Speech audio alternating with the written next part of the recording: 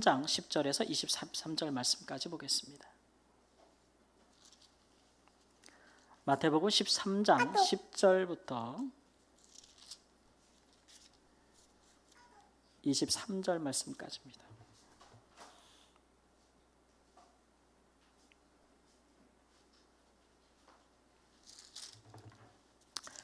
(10절) 말씀. 제자들이 예수께 나와 이르되 어찌하여 그들에게 비유로 말씀하시나이까? 단단하게 정당한 말을 찾지 못.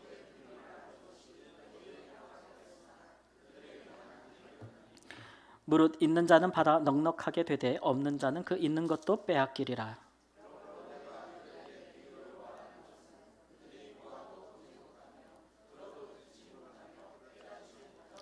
이사야의 예언이 그들에게 이루어졌으니 일렀으되 너희가 듣기는 들어도 깨닫지 못할 것이요 보기는 보아도 알지 못하리라.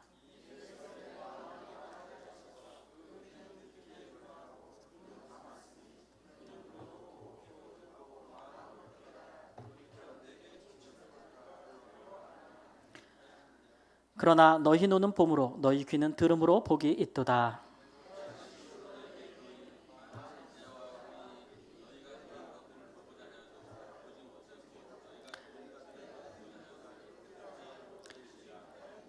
그런즉 씨 뿌리는 비유를 들으라.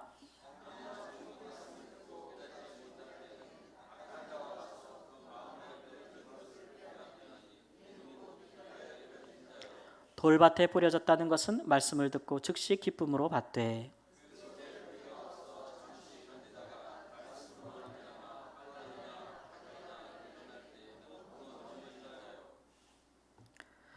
그 속에 뿌리가 몇 절이죠?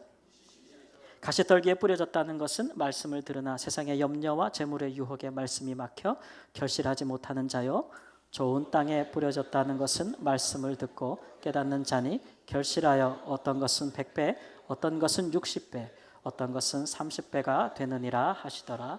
아멘. 죄송합니다. 제 핸드폰이 방송실 컴퓨터랑 연결이 돼 있어가지고 아까 동영상 때문에 그 소리가 난 것 같아요. 그래서 끊으냐고. 네. 우리가 이제 살면서 일을 하다 보면 일이 잘 예상대로 안 풀릴 때가 있죠. 열심히 하고 또 잘하는데 결과가 우리가 원하는 대로 잘 안 나올 때도 있습니다. 실질적으로 안 좋을 수도 있지만 그러나 이제 사람들이 볼 때는 결과가 괜찮은 것 같은데 그런데 이제 막상 내 스스로 생각할 때에는 내가 바라던 방향이 아닐 때 우리는 고민이 깊어질 수밖에 없어요. 사람들은 잘 이해는 못하지만 나로서는 정말 이게 좀 뭔가 잘못돼 가고 있다라는 생각을 할 수가 있는 것이죠. 특히 우리는 이제 그리스도인이니까 세상 사람들하고 기준은 좀 다르잖아요. 그러니까 우리가 세상에서 어떤 일을 하든지 세상 사람들이 볼 때는 저만 하면 성공적이 아닌가? 잘 되고 있네 라고 생각할 수가 있는데 그리스도인인 우리로서는 이건 아닌 것 같다라고 해서 마음에 묵직한 부담으로 다가올 때가 있습니다. 그럴 때 우리는 이제 어떻게 해야 되는가? 한번 굴러가기 시작한 자전거 바퀴처럼 계속 굴러가야만 되는 것인가? 아니면 잠시 멈출 수 있는 그런 용기가 내게는 있을까? 이런 일에 나는 어떻게 대처해야 되는가라고 아마 고민하실 때가 있지 않을까 그렇게 생각합니다. 오늘 본문 말씀에 예수님도 이와 유사한 상황에 처한 것으로 보여집니다. 예수님을 둘러싼 사람들 또 상황들이 예수님의 기대와는 좀 다른 모양으로 흘러갔던 것 같아요. 예수님의 말씀과 능력이라면 예수님께서 하시는 일이 되게 잘 돼야 되지 않겠습니까?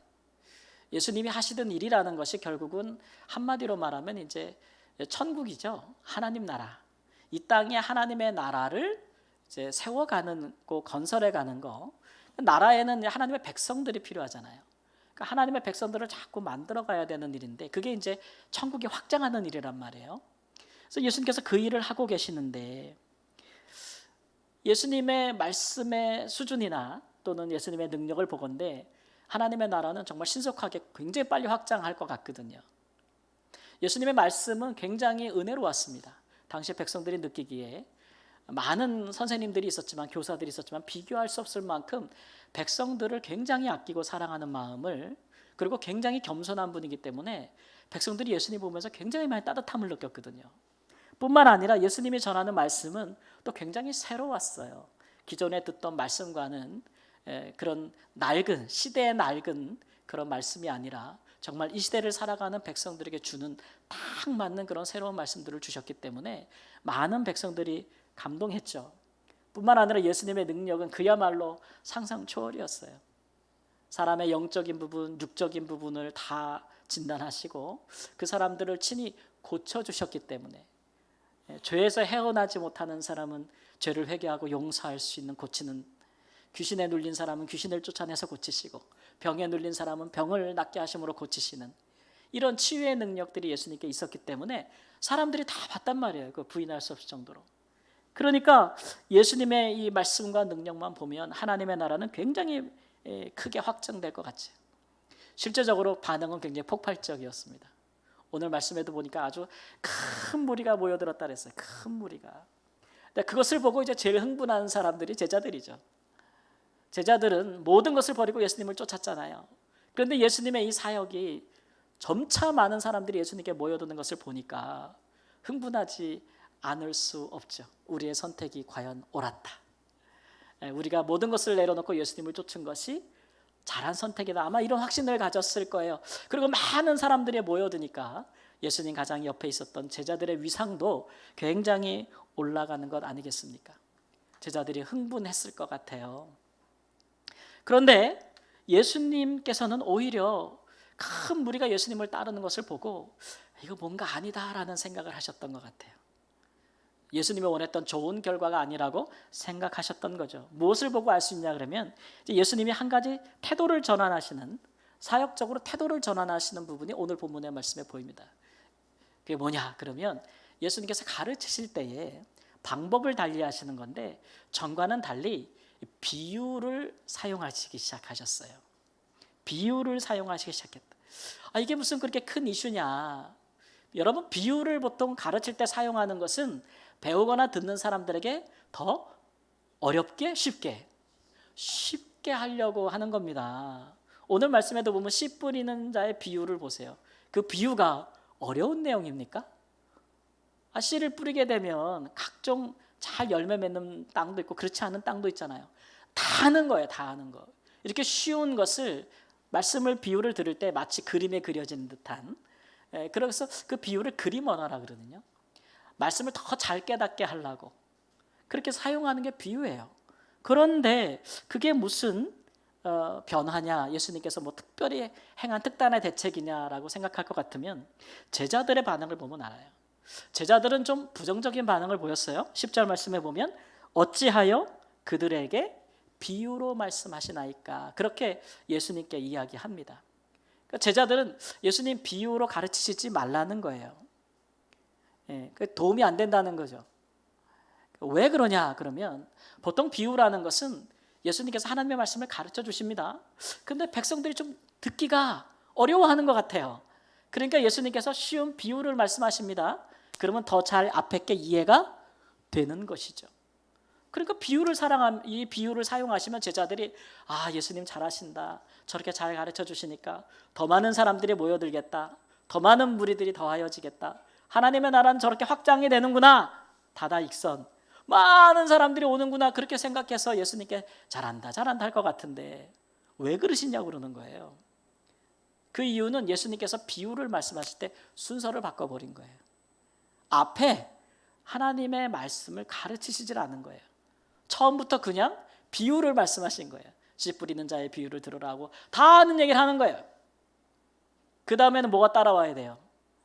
풀이가 따라와야죠. 근데 예수님이 그걸 안 하는 거예요. 그걸 안 하셔. 그러면 예수님께 비유를 들은 사람들은 뒤에 풀이가 따라오지 않으니까 이게 진짜 무엇을 빗대어 하신 말씀인지 설명해 주지 않으시니까 들은 것은 뭐밖에 없어요? 비유밖에 없는 거예요. 농사 짓는 얘기인가. 그러고 나서 그냥 그 자리를 떠나가시니까 제자들은 그렇게 하면 안 됩니다라고 지금 이야기하고 있는 것이죠. 왜 하나님의 말씀을 듣고 깨달을 기회를 사람들에게 주지 않느냐 이 말입니다. 왜 말씀을 제한하십니까? 그렇게 되면 천국이 확장할 수가 없잖아요. 더 많은 사람들이 예수님께 와야 되는데 그거는 예수님 일을 잘 못하는 거 아닌가요? 더군다나 그 예수님께서 가르쳐주신 그 비유의 말씀의 주제가 뭐냐 그러면 오늘 말씀에 보면 하나님 나라의 비밀이라고 했어요. 이 비밀이란 말은 신비라는 말로 우리가 이해하는 것이 더 좋은데 하나님 나라가 이 땅에 어떻게 이루어지고 있는지의 그 방법 설명해 주고 있는 거예요. 그러니까 예수님은 하나님 나라를 이루기 위해서 이 땅에 오신 분이잖아요. 그러니까 예수님이 하시는 사역과 이 가르침의 핵심 주제예요. 천국은, 하나님 나라는. 우리는 천국 그러면 우리가 이 성경을 보면서 감동이 없는 게 성경에 나오는 천국 그러면 우리는 다 죽어서 가는 나라를 생각하거든요. 그러니까 살아서 들을 이유가 없다고 자꾸 생각해요. 한국 분들은. 우리 한국 교회가 그런 단점이 있어요. 근데 예수님 당시 예수님께서 천국 하나님 나라를 이야기할 때는 다 현세적인 얘기예요. 지금 내 마음에 내 삶에 하나님의 나라 천국이 임하느냐 임하지 않느냐 이걸 얘기하고 계신 거거든요. 우리가 이렇게 생각할 때 성경 말씀을 비로소 진지하게 대하기 시작하는 거예요. 그런데 그 중요한 내용을 무리들에게 가르치지 아니하시니 제자들이 반문할 수밖에 없는 것이죠.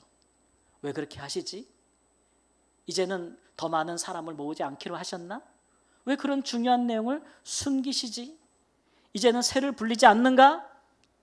더 많은 사람들이 예수님을 따라야 우리가 원하는 나라를 이룰 수 있을 텐데 왜 그렇게 하시는 걸까? 이게 이제 제자들이 가졌던 생각이죠. 그런데 예수님께서 이렇게 하신 것은 앞에 말씀드린 대로 지금 예수님께서 원하시는 결과가 안 나오고 있기 때문에 뭔가 태도를 전환 바꾸고 계신 거예요. 예수님이 보시는 이 큰 무리는요, 지금 예수님께 나오는 이 큰 무리는 이사야 선지자 예언을 인용하셨지만 예수님이 보실 때는 눈을 감고 귀를 막은 사람들이에요.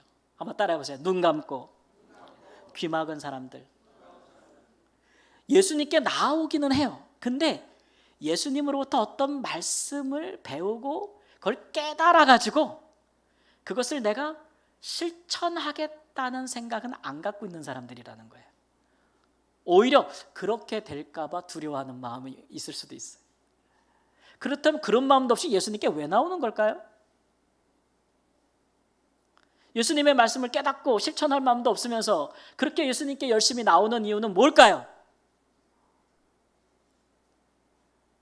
예수님께서 인생의 문제를 해결해 주실 거라고 믿는 거예요. 병든 몸, 가난한 삶, 자기가 뿌리칠 수 없는 그런 많은 인생에 해결할 수 없는 문제들을 예수님께서 해결해 주실 거라는 마음, 혹은 예수께 오면은 어디서든 볼 수 없는 놀라운 기적들을 볼 수 있다는 그런 마음들, 이런 마음들을 가지고 예수님께 오는 거예요. 근데 오늘 말씀해 보니까 이 마음이 그렇게라도 예수님께 오면 좋은 건데, 근데 예수님께서 그 마음을 가리켜서 완악한 마음이라고 하셨어요. 완악한 마음. 그러니까 나를 고칠 마음은 없는 거예요. 나를 고칠 마음은 없는 거예요. 이런 마음이 백성들에게 왜 생겼겠어요? 그동안 예수님 전에 백성들을 수없이 가르쳤던 많은 선생님들 덕분이죠. 그들이 서기관들이요, 그들이 바리새인들인데 그 사람들의 교훈은 한마디로 말하면, 이번 주도 제가 얘기하네. 뭐라고요? 그들의 교훈의 주제는 한마디로 말하면 외식. 하나님 앞에 내 자신이 어떻게 고침을 받을까? 어떻게 새롭게 될까? 하나님 앞에 어떻게 내가 순종할까?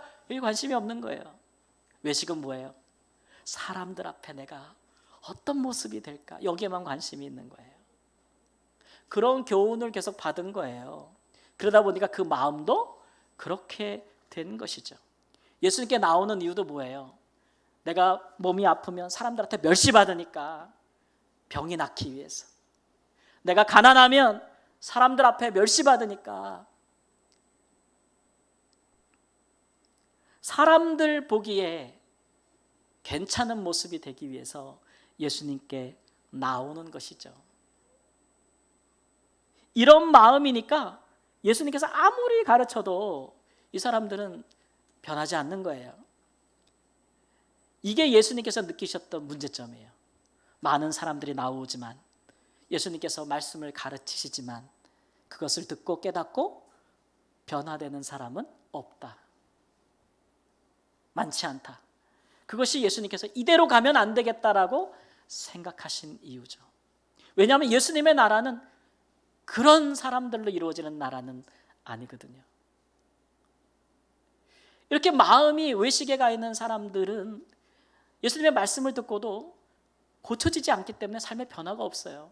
그것을 씨 뿌리는 자의 비유로 이렇게 말씀하시는 건데, 설명드리자면 예수님께서 말씀을 들을 때에 깨닫지를 못해요. 그 말씀이 무슨 의미인지 깨닫지를 못하면 그 다음부터 어떤 일이 일어나냐면 악한 자가 와서 그 씨를 빼앗아간다 그랬어요. 그 말씀을 빼앗아간다 이렇게 했어요. 깨닫지를 못하니까 그 말씀이 무슨 의미인지 남아있을 리가 없죠. 말씀을 듣고 금방 잊어버리는 사람들 있잖아요. 여러분 벌써 이렇게 하나님의 말씀에 의거해서 예배 때 목사가 이렇게 하나님의 말씀을 전하는 것들을 여러분 들으실 때에 오늘은 어떤 하나님의 말씀이 증거되어지겠는가, 오늘은 하나님께서 내게 어떤 교훈을 주시겠는가, 이렇게 깨달으려고 하는 마음으로 임하는 분하고 그렇지 않은 분은 너무 큰 차이가 있어요. 어떤 차이가 있을까요? 그런 마음이 전혀 없으면 들으면 어떻게 돼요? 남아있질 않아요. 남아있질 않아요. 남아있지 않으니 말씀을 행할 수가 있나요? 지금 하나님이 내게 주시는 말씀 뜻을 알지 못하니 행할 의지도 없는 것이죠. 그거 문제가 있어요. 그런 마음가짐을 가지면 사단이 와서 말씀을 싹싹 뺏어간다는 거예요. 제가 한 달에 한 번씩 모여서 독서를 나눔을 하는 목회자들 모임에 참여를 하고 있는데요. 그 중에 한 분 목사님께서 정말 사실 교회 사정을 오픈한다는 것이 쉽지 않은데 그분이 그런 말씀을 하시더라고요. 얼마 전에 교회에서 아주 오랫동안 신앙을 하시던 권사님 두 분이 교회를 떠나셨습니다. 내가 너무 마음이 무너지고 아파서 너무 고통스럽다고 얘기를 하시더라고요. 왜 떠나셨는가 얘기를 들어봤더니 다른 교회로 가셨더라고요. 근데 그 교회가 우리가 이름만 대면 다 알만한, 차마 입에 담을 수 없는, 겉으로 보기에는 굉장히 뜨겁고 충만하고 막 사람들을 흥분시키고 하나님 나라의 선지자고 자기가 사도 같은 모습을 보이고 있지만 속을 까보면 정치꾼이고 사기꾼이고 돈에 환장한 그런 사람인데 거기에 빠져가지고 그분만이 이 시대의 진정한 선지자라고 하면서 그로 갔다는 거예요. 그래서 너무 고통스럽다는 거예요. 그러면서 회의가 온 거예요. 내가 내 목회를 왜 하나? 내가 이렇게 새벽마다 수요일마다 금요일마다 주일마다 말씀을 전하는 것이 내가 이거 뭐 하고 있는 것인가? 너무 고통스럽다고 그렇게 얘기하시더라고요. 근데 공감하는 부분들이 많죠. 말씀을 전하는 목사들도 하나님 앞에서 늘 자기 자신이 살아있고 또 겸손하며 하나님 앞에서 자기를 쳐야만이 말씀을 전하는 거잖아요. 그게 뿐이 아닌 거겠죠. 근데 그렇게 말씀을 전한다 할지라도 그 말씀을 씨앗과도 같은 그 말씀을 듣는 분들이 그 말씀을 듣고 내가 하나님의 말씀이 어떠한지를 깨닫겠다, 그리고 그 말씀을 행하겠다라는 마음이 없으면 아무리 오래 예배드리고 많이 예배드리고 신앙생활은 아무 의미가 없어요. 여러분 우리가 교회로 모여서 지금 하나님 앞에 예배도 하고 신앙생활도 하는데 가장 중요한 것이 무엇입니까? 가장 중요한 것, 하나님의 말씀으로 내가 변화되어지는 거예요. 아멘. 하나님의 말씀으로 내가 고쳐지는 거예요. 그게 제일 중요한 거예요. 다른 거는 다 그 다음이에요.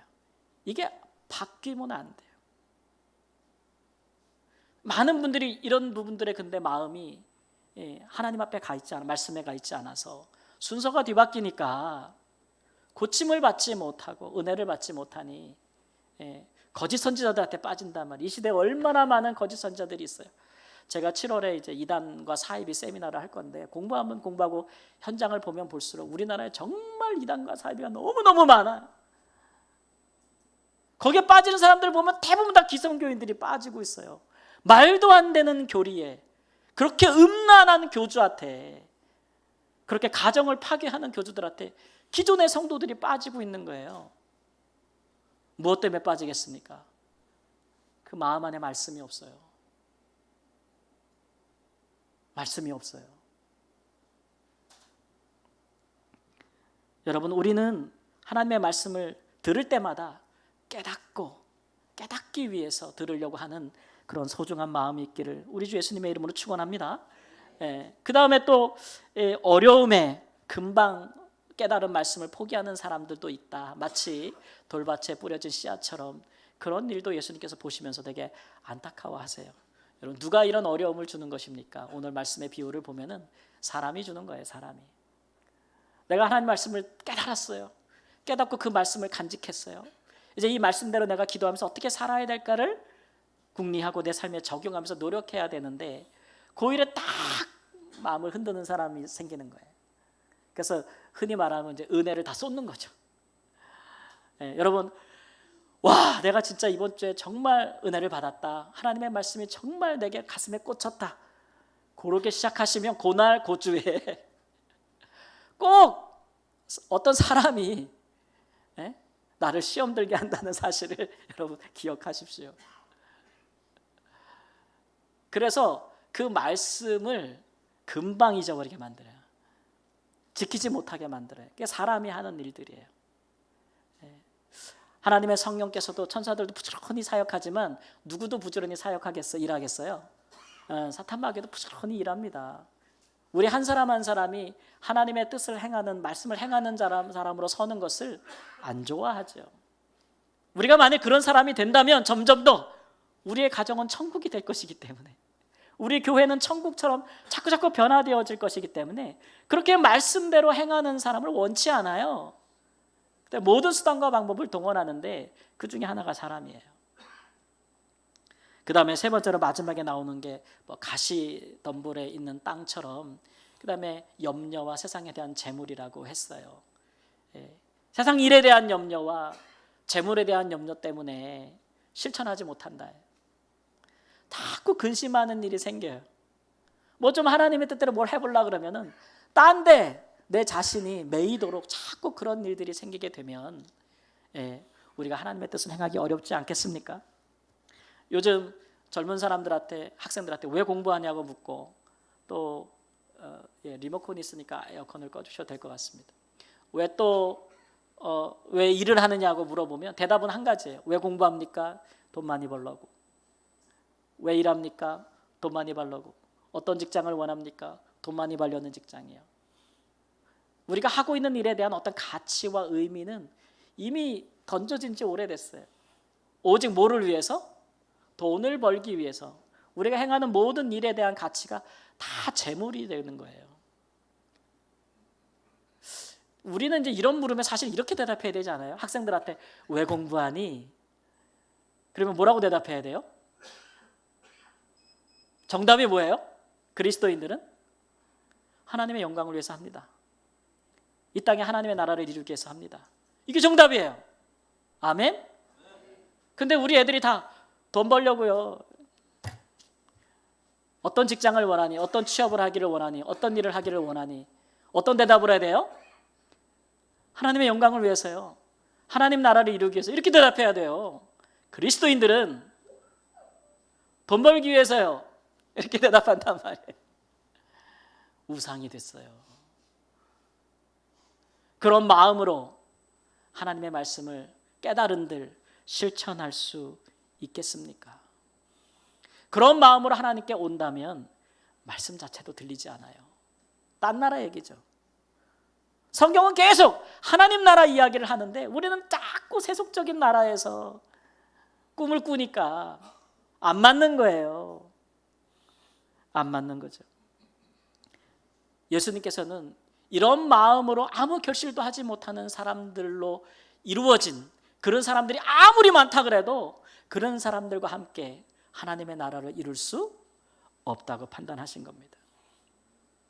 비록 소수라도 예수님의 제자들처럼 무엇보다도 하나님의 말씀을 깨닫고 자기 마음에 잘 지켜서 그것이 결실할 때까지 인내하면서 실천하는 사람들, 할렐루야, 그런 사람들을 통해서 하나님의 나라가 지금 우리 가운데 이루어가고 있다고 예수님께서는 말씀하고 있는 거예요. 그게 하나님 나라의 비밀입니다, 여러분.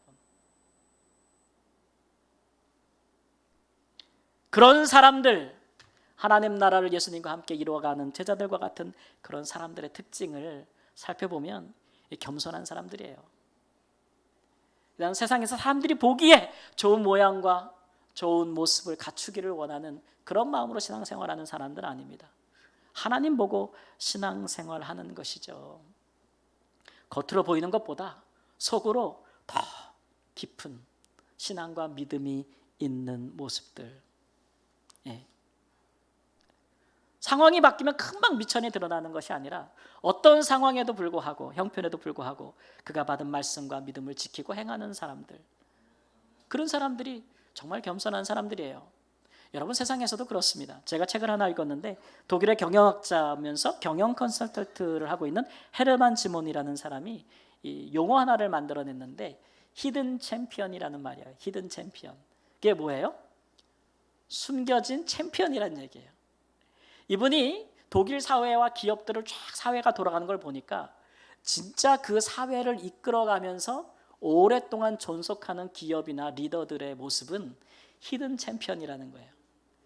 자기를 막 드러내면서 막 자랑하면서 사람들 앞에 자기를 막 띄우고 이런 사람들 아니고요. 조용하지만 잘 드러나진 않지만 꾸준히 실력을 가진 사람들, 묵묵하게 자기 일을 감당하면서 나아가는 사람들, 그런 기업을 통해서 결국 그 사회가 오랜 기간 동안 건강하게 가는 힘이 있다. 그런 사람들이 우리 사회에 있다.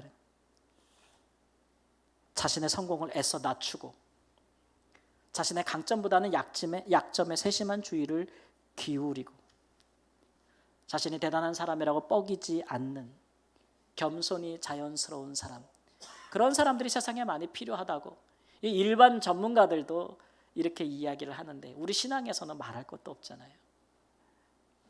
여러분, 우리 누구한테 보이려고 신앙생활 하시는 거 아니죠? 하나님 앞에 인정받고 사람 앞에 겸손한 그런 하나님의 사람이 되기를 원합니다. 고린도전서 4장 3절 말씀 함께 읽습니다. 너희에게나 다른 사람에게나 판단받는 것이 내게는 매우 작은 일이라 나도 나를 판단하지 아니한다. 이게 이 사도 바울의 이 말씀은 어떤 말씀이냐면은 다른 사람이 나를 보는 시각과 판단에 너무 예민하지 말라는 거예요. 거기에 너무 예민하다 보면 거기 쫓아갈 수밖에 없어요. 내가 하나님 앞에서 온전히 서 있으면 된 거예요. 그렇게 가다 보면 언젠가는 결실이 맺는 거예요. 100배, 60배, 30배 맺는 건데 사람들 보는데 너무 예민해. 우리 사회 문화가 그렇잖아요. 너무 사람들 앞에 보이는데 예민해. 우리나라 문화는. 신앙생활도 자꾸 거기에 맞추다 보면 외식하는 신앙, 위선적인 신앙으로 바뀐다니까요. 여러분, 우리는 그렇게 신앙생활 하지 마시기를 주님의 이름으로 축원합니다. 네. 두 번째, 하나님의 나라를 이루어가는 사람들은 인내하여 결실하는 사람들입니다. 때가 되면은 결실합니다. 추수 때가 되면 결실하는 거 아니겠습니까?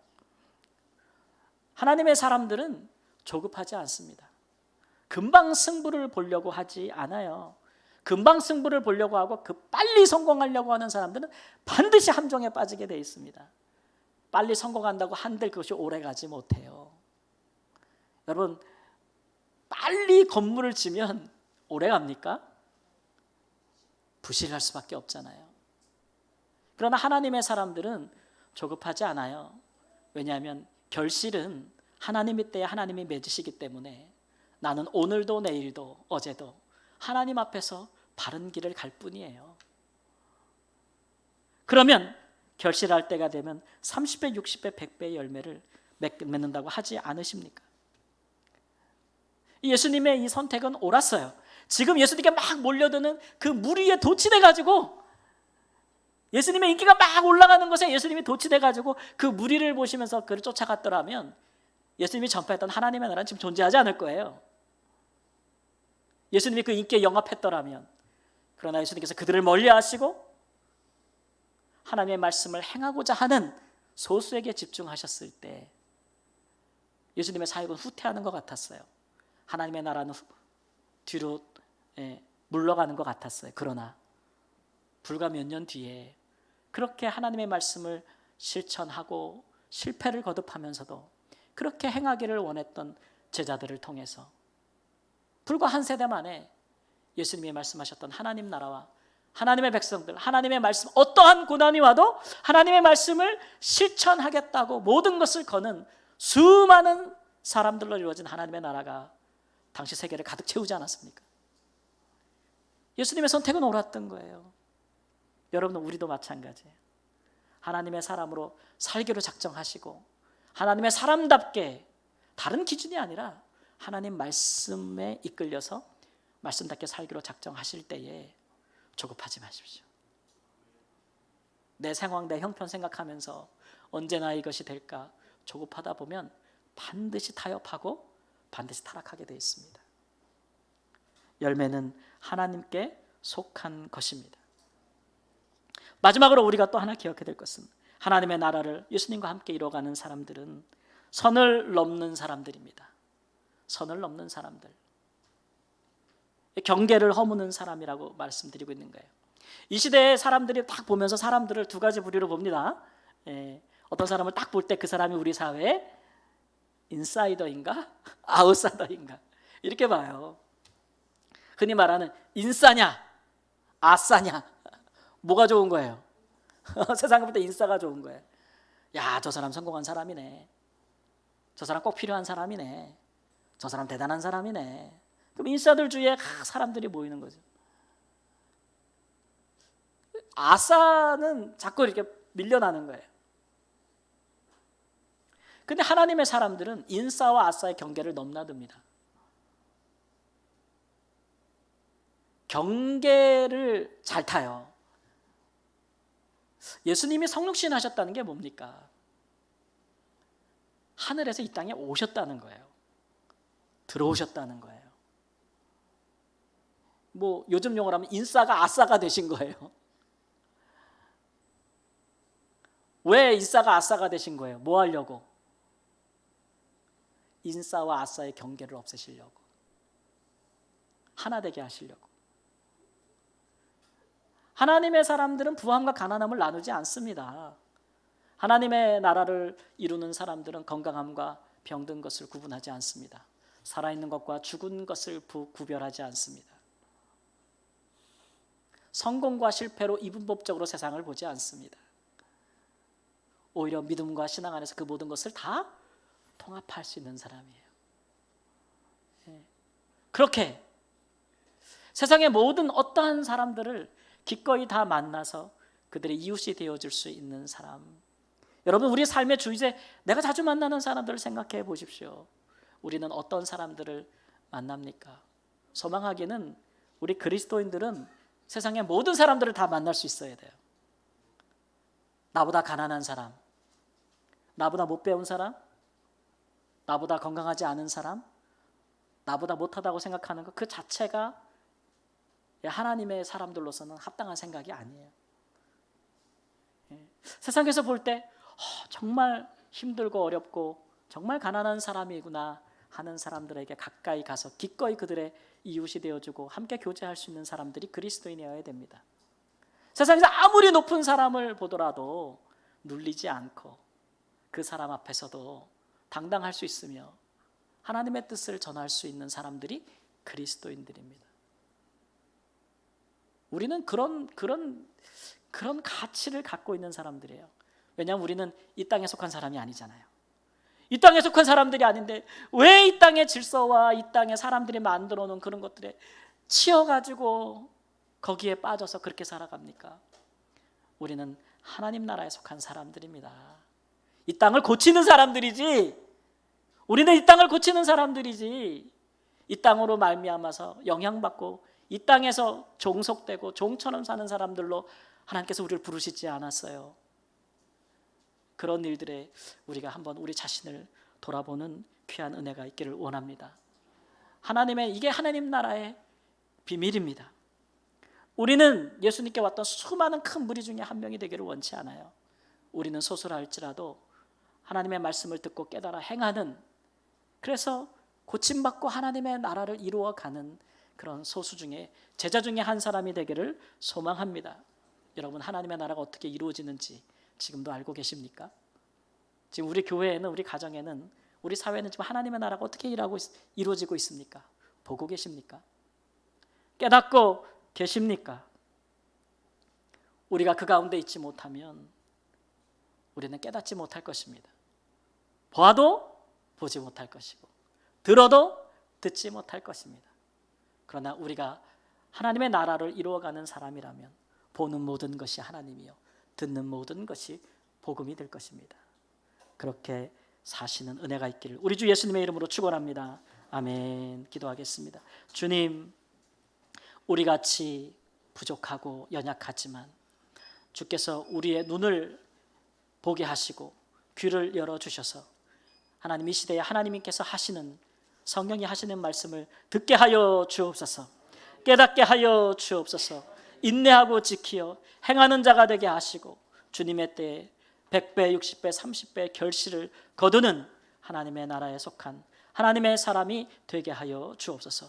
존귀하신 예수님의 이름으로 기도합니다. 아멘.